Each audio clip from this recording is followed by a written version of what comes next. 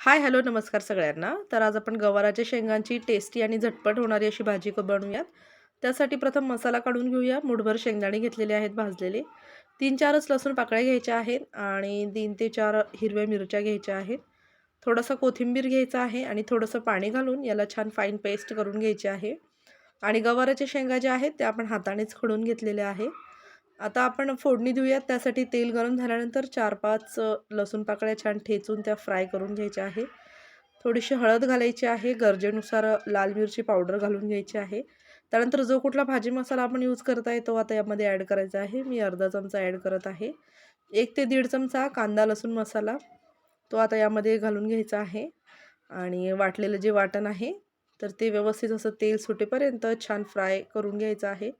त्याच्यामध्ये शेंगदाणे असल्यामुळे ते खाली वाटण लागू शकतं, म्हणून मध्ये मध्ये त्याला फिरवत राहायचं आहे. आणि आता आपण गवाराच्या शेंगा यामध्ये ॲड करणार आहोत. गवाराच्या शेंगा ॲड करायच्या, चवीनुसार मीठ घालायचं आहे, व्यवस्थित त्याला मिक्स करून घ्यायचं आहे. आणि आपल्याला जशी गरज असेल त्यानुसार गरम पाणी यामध्ये घालून घ्यायचं आहे. आणि भाजी एक 5-10 मिनटामध्ये, जास्तीत जास्त 15 मिनटामध्ये भाजी छान शिजून जाते. तर झाकण ठेवून ही भाजी छान शिजवून घ्यायची आहे. आणि आपल्या घरामध्ये किती मेंबर आहेत त्यानुसार शेंगदाण्याचं जे प्रमाण आहे ते आपण वाढवू शकता, जर आपल्याला थिक ग्रेव्ही जर आवडत असेल भाजीमध्ये तर.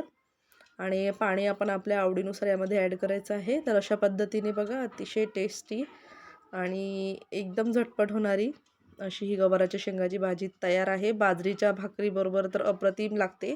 आता या हिवाळ्याच्या दिवसात बाजरीची भाकर आणि ही भाजी नक्की आपण ट्राय करून बघा. ज्यांना भाजी ही आवडत नसेल गवाराच्या शेंगाची, ते सुद्धा अगदी आवडीने खातील. अशी गरमागरम आपल्या गवाराची शेंगाची भाजी आणि सोबतच बाजरीची भाकरी हा अतिउत्तम असा बेत होईल.